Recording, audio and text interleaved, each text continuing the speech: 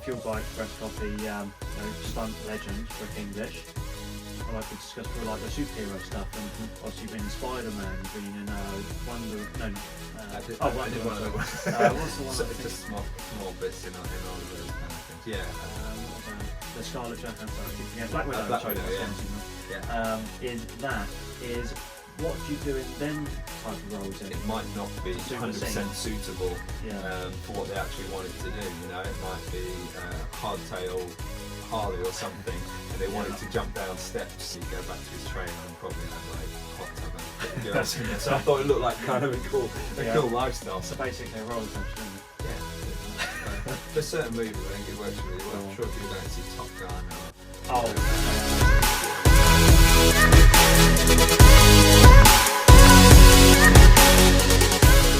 I appreciate you doing this. No, it's cool. Very good. So I just thought I'd say a quick hello to everyone watching. So this is actually my first podcast, so forgive me if I get bits wrong, which I probably will, or if I sound like a bit of an idiot. But today we have our fueled by Xpress coffee, stunt legend Rick English. To be honest, I don't even know where to start. We've known each other quite a few years now. I would say when I was a lot smaller, but I haven't actually got any taller. So I'd say a lot younger. But and I remember, see, after meeting you, reading through IMDb, I'm always interested. Although I love the films and stuff, I always loved the behind the scenes and the actual how things are made, and I love the structure of how they do it, and also like the mechanics behind it. I remember you saying before about little mini explosions for door hinges and stuff. So and going through, and really it just goes on forever on what you've been in. And also what I love is I know a lot of people talk about obviously the bike side and obviously the driving, the bike stunts and stuff like that, but one thing I wanted to ask you was the actual, like we discussed before, like the superhero stuff, and obviously you've been in Spider-Man, you've been in Wonder Woman. I did one of those. What's the one? So just small bits in all of those kind of things. Yeah. What was the Scarlet Johansson? I keep forgetting. Black Widow. Black Widow, that's what I'm thinking of. Is what do you do in them type of roles? Then is it the same thing? Do you still do the car stuff, or is it a mixture? It depends. I mean, people these days, a lot of people think that I'm a motorcycle stunt performer, whereas obviously I've been doing stunts for 20 odd years. And when you get onto the British Stunt Register, everybody has to have quite a kind of array of skills to get onto the register. You have to be qualified in at least 6 different sporting disciplines. Yeah, so bikes, cars, vehicles can be one part of that, but then you're also going to have to do physical stuff, martial arts, some type of fighting stuff, and then some agility stuff, climbing or fencing. Used to be like sword fencing, or gymnastics, trampolining, high diving.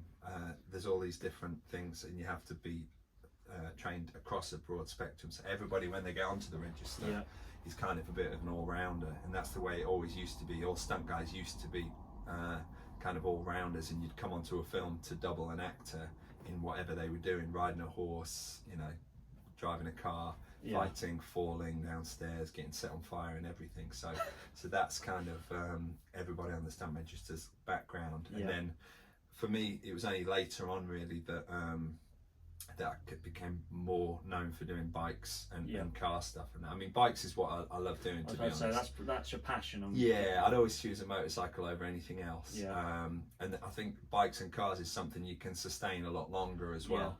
You've got kind of a finite career span in the getting hit by cars and falling off of buildings and stuff, just because it comes with injuries and my dad always says is the older you get, the more fragile you are, and then that's you bounce back basically.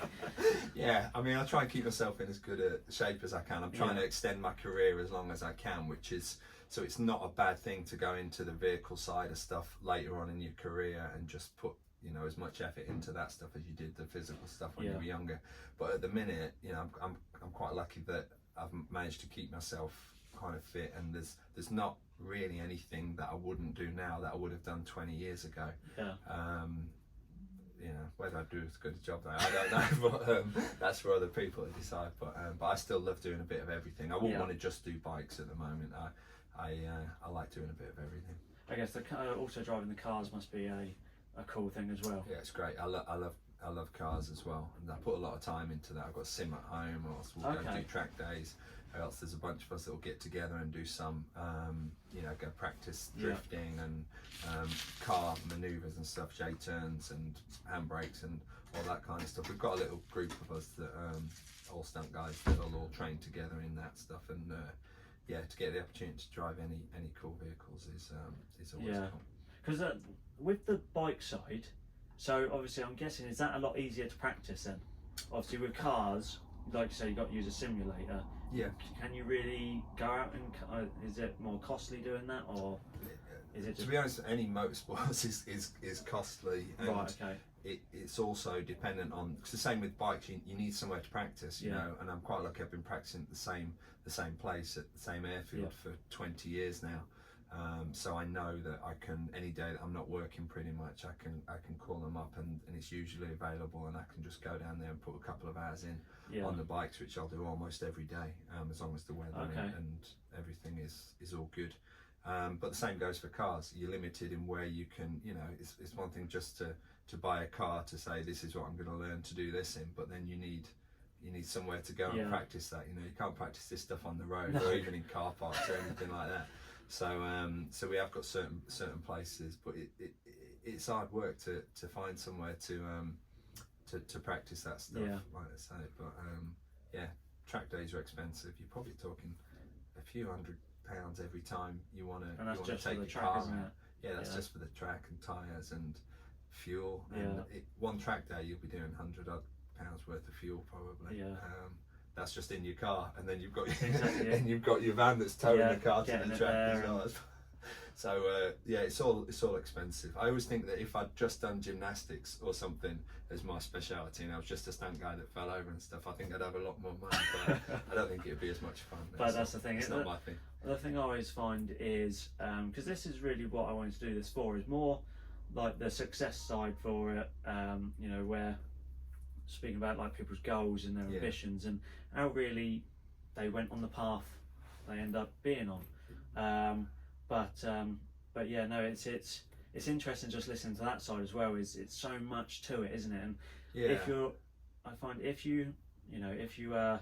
like something, or if you, what's the word? What am I looking for? If you find your passion, and if you love what you do, you never work another day in your life. Exactly. So I guess for you that is that side, isn't it? And the others are just literally extras, basically. I mean, you need to as a bit of a break, a certain amount of money to be able to live and support your family and all that stuff. But for me, working in the industry was never about money. No. To me, I wanted to be successful, but not for money. I don't, like I say, it's a hard one for me as well, because you have to put a value on what you do. You can't give away the time and the blood, sweat and tears that you've spent for free. There has to be a cost to that. But then most of the stunt guys that you meet that are the same sort of mindset of me would say they would do it for free, because it is something that you just love doing and you just want to do that job. And it's always the same. I don't like turning jobs down at all, because I want to do everything.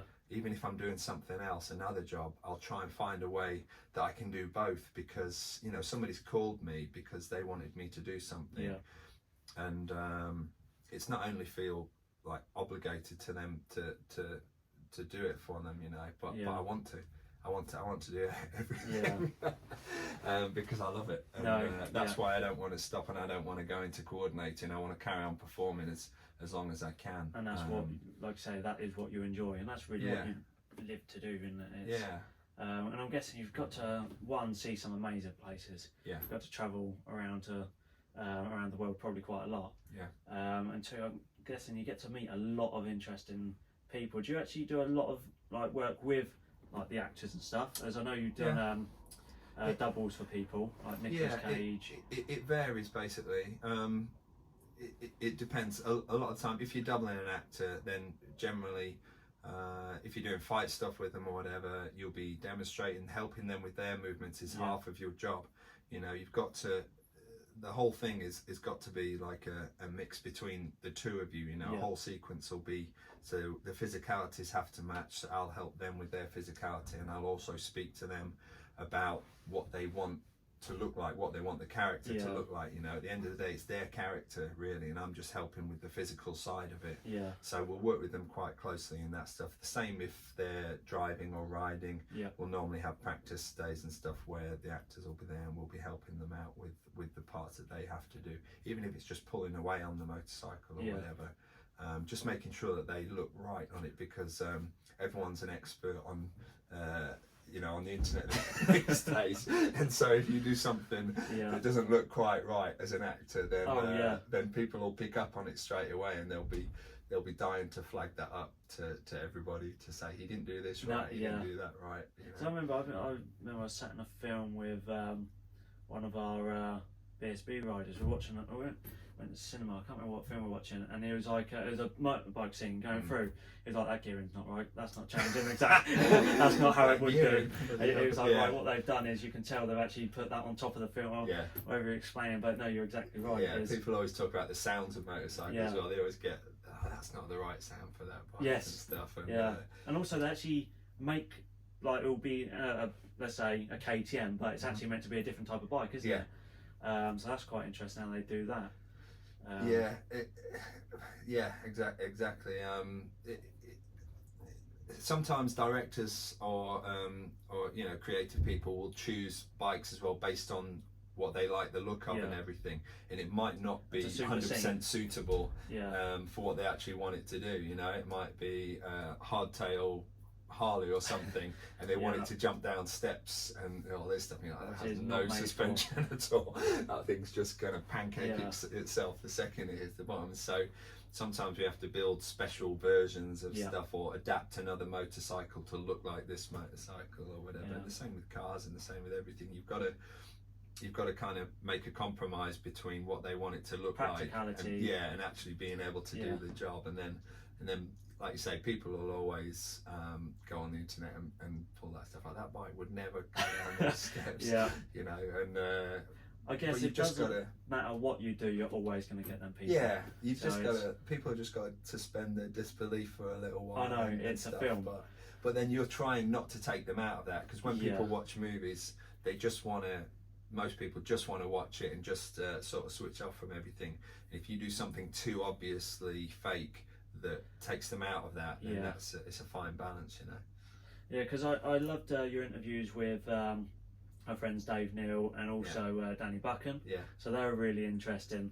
And I just wanted to pick up from the one with Danny, is where you said as a child you found the was it your mum? Was it? Yeah, I was clearing out some stuff at my parents' house and came across like a exercise book that I'd written in when I was like 6 or 7 years old, and we had to say what we wanted to do for a living when we grew up, and and it said right there in pencil or whatever you wrote in at the time, and it said when I grow up I want to be a stuntman, and it's one of those things that kind of gets lost as you go through school and everything.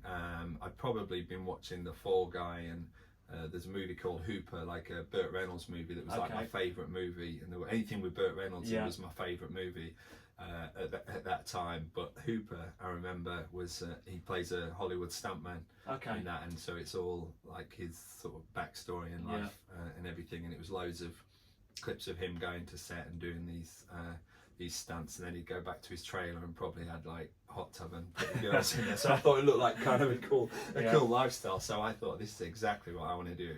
I just thought he was so cool. But it kind of gets lost then in education and stuff. You fall into real life a little bit. But I always kind of wanted to do it. So when I left school, I moved down to London. I thought I wanted to do something in the fitness industry and everything, but I always had one eye on the movies as well. I thought if I moved down to London, this is the only place where there's opportunities like that in the UK kind of thing.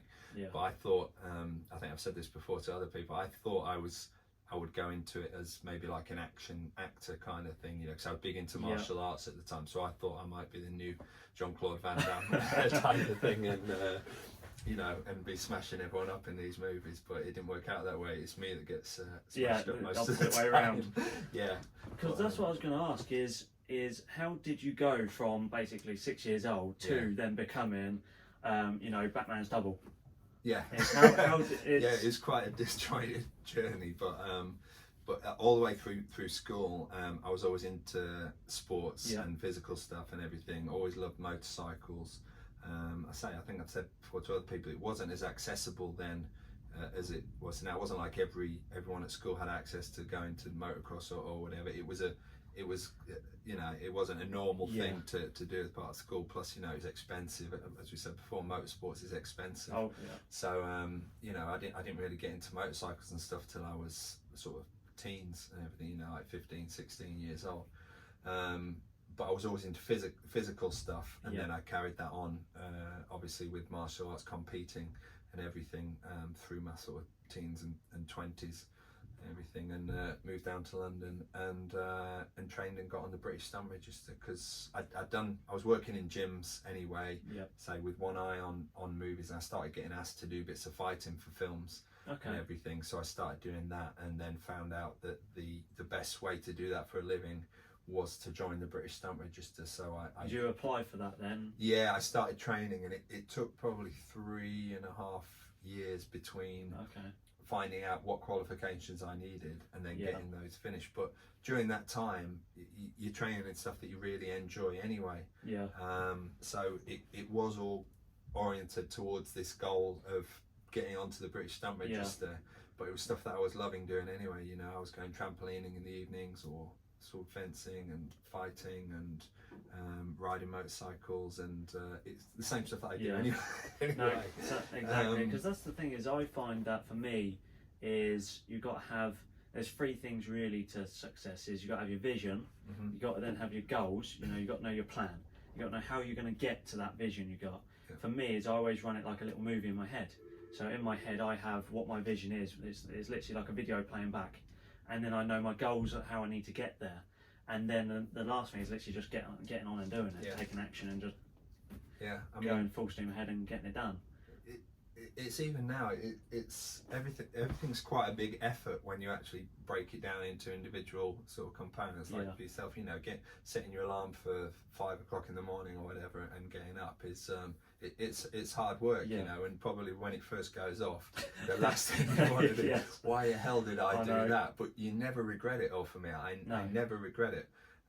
It's the same as, you know, getting ready to go and do a track day or something. You've got to load the car up onto the trailer, you've got to get all your stuff ready, and then in the morning when your alarm goes off at 5 a.m. and you've got to go out and drive 3 hours to the circuit and get signed in and all that stuff, just like, why am I doing this? This is my day off, this is but I never regret it. You know, I'll get there, as soon as I get out in the car, I'm like, this is the best thing ever, and it's all worth it. And anything worth doing is going to be hard, unfortunately. Exactly. That's the thing is my dad always taught me, is if it was that easy, everyone would do it. Yeah.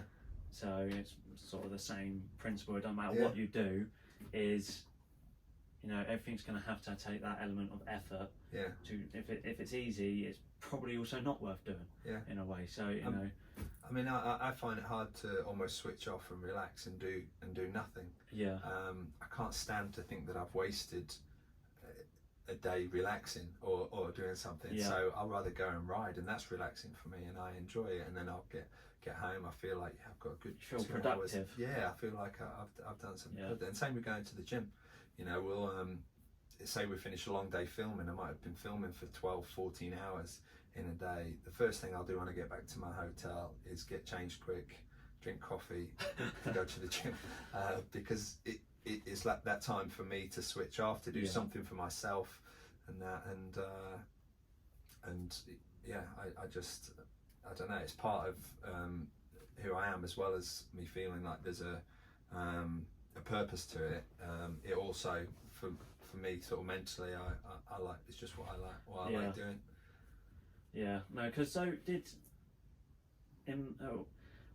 from what you've said, I'm guessing pretty much everything you did literally led you to become where you are today.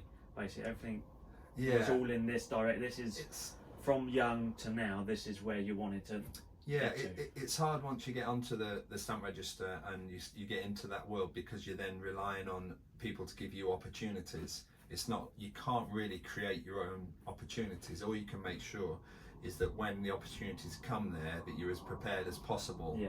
And it's always a big thing for me of just being as good as I can be at everything. I would hate to do a movie or do a scene in a movie and then watch it back and think, if only I'd trained a bit harder or done, or you know, taken a bit longer on the bikes and in the cars and put a bit more time in, that could have been so much better. I would hate to have that feeling. There's sometimes things happen that you can't control, but the things you can control, you know, I need to make sure that I've done everything I can to be as good as possible, because I hate having any regrets about anything, especially like because stuff's on film forever and people see that forever, and you don't want to be watching it every time a movie comes on and go, oh no, this is the one where I did this, or do you know what I mean? So it's a big thing for me, but it's a hard thing. You can't really dictate your own path necessarily. No. You are relying on other people to give you those opportunities and those jobs, but I just hope that the way I kind of went about that for me was just making sure I was as good as possible, so that when I did get an opportunity, then I'd try and do as good a job as possible, and then hopefully from that another opportunity will come from somebody else seeing that or recommending. That's what I was going to say, was I'm guessing for your line of work is a lot of it's just referrals. A lot of it's just word of mouth, and someone going, oh, you need Rick for this. So I'm guessing you do need to get to, you know, being Batman's stunt double, to you know, the Kingsman stunt double in that, is to get to that level is you need to put 100% in. Yeah. As people then see that, people then see you actually, oh, we really need you for this. Yeah. Because we know we're going to get the best possible. I guess so. Yeah, that is the way it works completely. I mean, our business is a lot about trust. You've got to trust all the guys you work with. It's very difficult for new guys to come in if they don't know anybody, and so they'll normally be given a chance at you know, a smaller part in a big sequence, and then you get to know which guys move well, which guys work and get on with everybody, and which guys, that's a big part of it as well. You know, you have to get on with the whole team, because say you're all trusting each other, trusting that this guy's not going to really punch me in the face. It does happen. I've been on the end of it and I've done it, and we've all done it.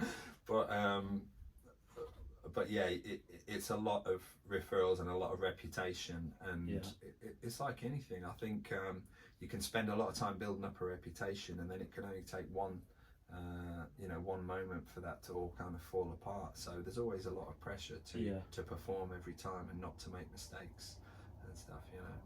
So for you, how do you measure your own success?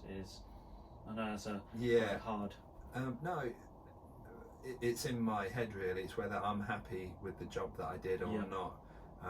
It's difficult because what you're doing in film and TV is you're trying to sort of manifest someone else's ideas and someone else's vision of what they wanted for a sequence. It might not be exactly how you would want it to go, if you know what I mean. You kind of want to go, I think it would look really better if I did this or did that, but that's not what their vision is, and that's not what they're looking for. And so a lot of times they'll be super happy with the job, and yet I'll come away from it thinking, oh, I could have really done this, or it would have looked better if I'd have done that. I'm never 100% satisfied, and it's the same. I don't feel anywhere near ready to finish my career.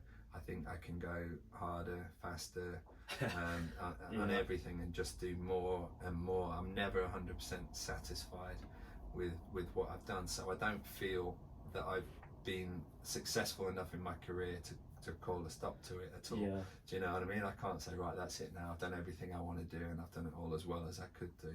I think I'm still getting better, hopefully. That's the thing. I look at, like, obviously the things you've been in, the films you've done, and the people you've put in.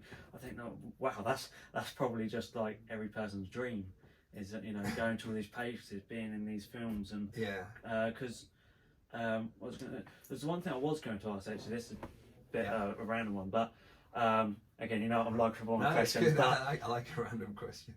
Is with With like the superhero films, for instance, like Yeah. Spider-Man, stuff like that, I remember watching something on YouTube, and someone said it's like working at a theme park with everything going on, like with the way they're filmed now, with all the CGI, it's literally just like working on a massive theme park. Is that like? Yeah.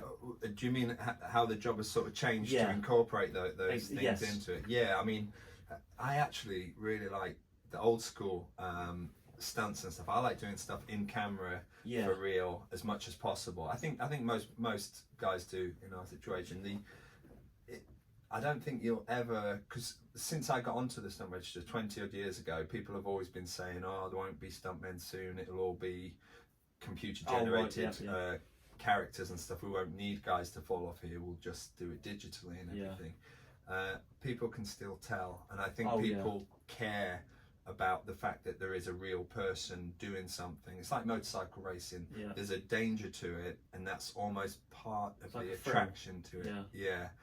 Nobody wants anyone to get hurt, but the fact that there is a chance that someone will get hurt means that they're pushing themselves and putting it on the line, and people like to see that.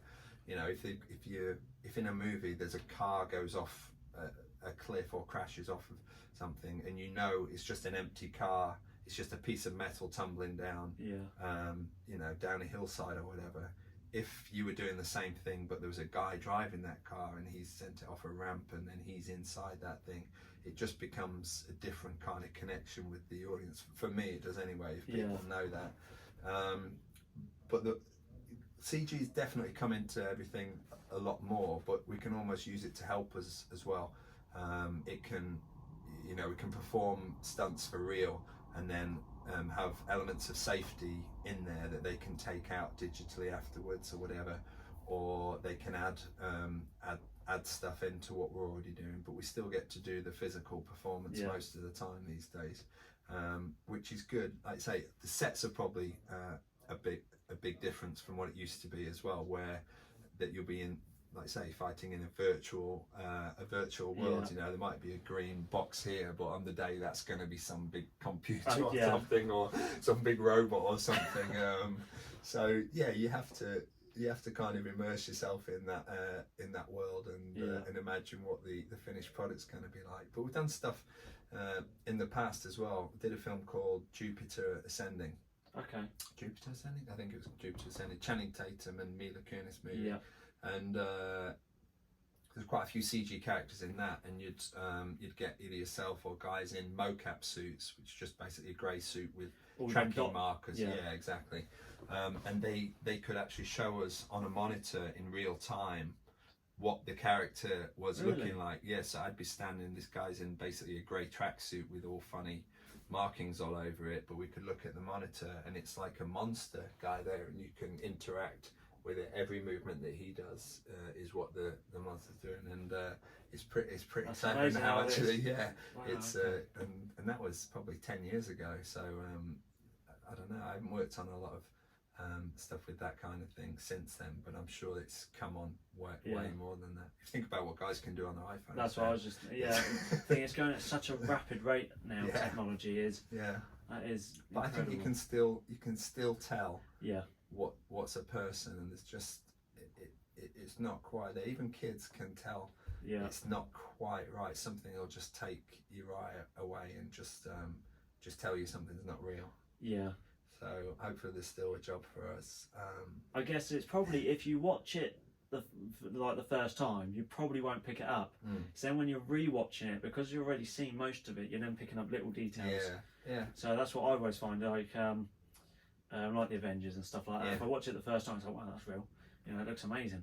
But then when you watch it a second time, you do pick up little bits. Where but I guess it's because you're noticing all small details. Well, it's the same as people send you these Instagram or YouTube clips of a motorcycle doing something, or some guy like, damn, look at this, and then you're watching, you're like, that's a video game. Do you know what? I've seen so many of them, and they look so real. And then you'll just see the way the bike didn't quite move naturally or something. And I'm like, that's not real. Exactly. That's a video game. And it's little things like that. I'm sure they'll get better and better. And so then, because I saw one, it said, the world's most dangerous rider, and I thought, who's that? and you just see him just ploughing into people. I was like, and I was like, seriously, I've just wasted 2 minutes of my life. Watching some guy on a video game. Brilliant. But yeah, no, it's amazing. Obviously, as you know, I love just listening to all that. And no, I like talking about it. Because the other thing is, one thing I love is like Transformers. Is you've done? Have you done quite a few of them? Or no, is it just the no, not really. Only the one. London one. Yeah, they came over and did one in London a few years ago. I wasn't available for all of it, unfortunately. It's always quite interesting working on the Michael Bay stuff. He likes big action and a lot of explosions and smashing a lot of stuff up. So it's actually quite a good job for stunt guys. But yeah, I just came on and did bits of driving and stuff on those movies. But I guess that's the same actually. The guys that have done more stuff on that, I guess they're aware that they're interacting with characters that are going to be put in afterwards and stuff, and so you're dealing with the physical consequences of those characters' actions and stuff. So if one of the big Transformers stamps on a car or something and squashes it flat or whatever, the car will probably be there for real on special effects. They'll have it rigged so that on a certain cue it'll get crushed and stuff. And that's the way that kind of stuff normally goes with CG characters. The things they interact with, they can't try and put as many of those in as possible and keep it real for the guys interacting with those around it and stuff. So it's quite cool. I remember you saying about that they have, like, when they're doing it in London, for instance, you've got minutes to literally set everything up, I'm guessing, and get the scene done. So there's no time for mistakes, is there? Yeah, London's hard to put lock-offs in and to get permissions for filming and stuff. It costs a lot of money, and it's a very busy city, obviously, and it's hard to shut any part of it down. We did a film years ago, Nicolas Cage movie called National Treasure. Oh, I love that film. Yeah, we did the second National Treasure movie in central London. Yeah. And we had a bunch of, it was a whole car and bike chase. It was all police vehicles chasing. I remember that, and everything. A bunch of it got cut out in the end, but we had a good time filming it. But that was the same. We were filming near like Bank Junction, which is literally in the heart of London City, and I think we were filming weekends as well, which makes it slightly easier in that area of London because it's a big business area that shuts down a little bit more at the weekends.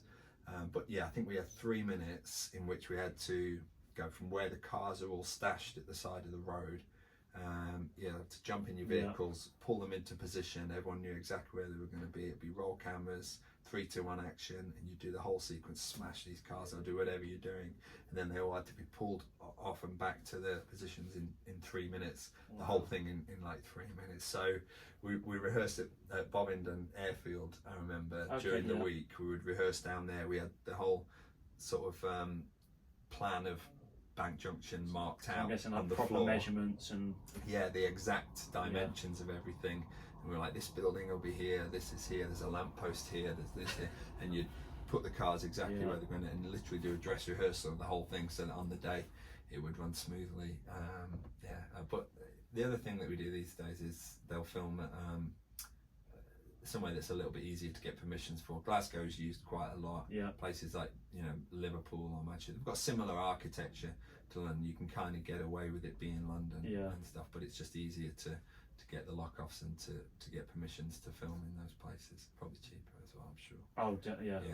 Especially if you think then the amount of stuff you probably have to change on the behind the scenes, because like you're saying, it takes months, doesn't it, to do all the behind the scenes, the with the editing and there's a lot of times there's almost a year between movie, depending on what the movie is and how much post-production is on it. There's usually around, I would say, a year is not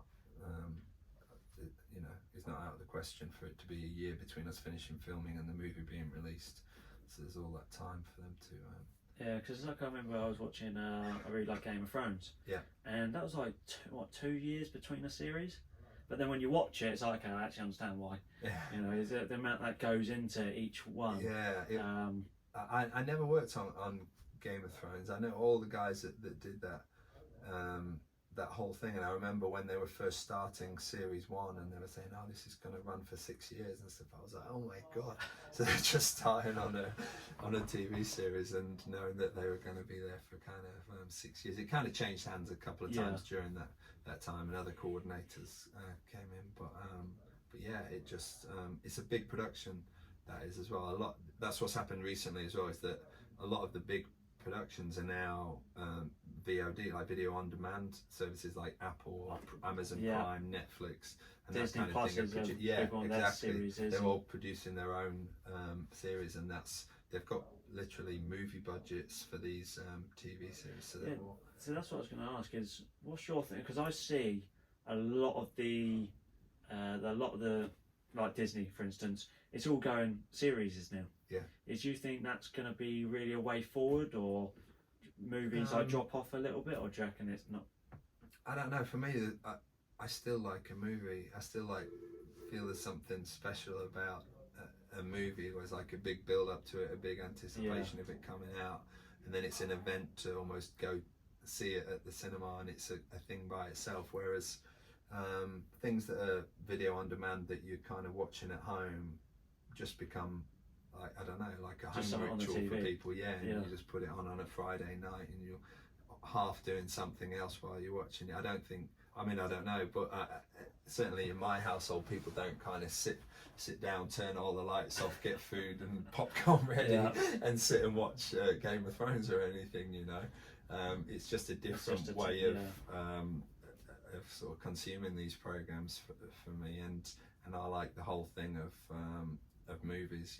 I used to like the fact that they was there on a DVD and stuff as well. I think that's definitely gone now. Oh, that's good. Yes. That's no more. But it used to be, a whole thing of that. Yeah, because that's I guess with series is they can fit a lot more in. So obviously films is everyone was moaning at, what was it? Avatar was like over 3 hours long. Yeah. So I guess having a series is probably good for that, totally. So you get a lot more. But no, I completely agree with you on the film. There's something about a film. Yeah, I think so. And also, it's only short, so something's about to end. Yeah. So something's got to happen to finish the film. There's pros and cons to both, and there's a good kind of market for both. But I hope we don't lose the kind of movie thing altogether. I think it'd be sad if everything went to series and video on demand. Really, I think you definitely lose something a bit special about the whole movie industry. Same with like going to a cinema now, that's kind of lost, but that was a big thing. I remember when I was younger, we used to go on a Friday, maybe once a month, maybe even longer. But we'd go there, you'd get your pot. It's the theatre behind. Yeah, that's what it's the event. And then you've got a massive screen there, and you've got it's loud, and you kind of absorb. And then when the lights come down, and everyone's paying attention to what's actually going on 100%, and you can watch a complicated movie or something without missing key points in that or whatever. I don't know. I think that's missing. I like going to like the everyman cinemas and stuff like that now, though, where it's like sofas and stuff, but it's still a big cinema. Oh, you need to check it out. Yeah, and you can have food and drinks and stuff there, and you can sit like on a big sofa and watch the movie. But it's still kind of all encompassed in that one thing where everybody's paying attention to the movie, and it's got a big screen and the big sound there and everything.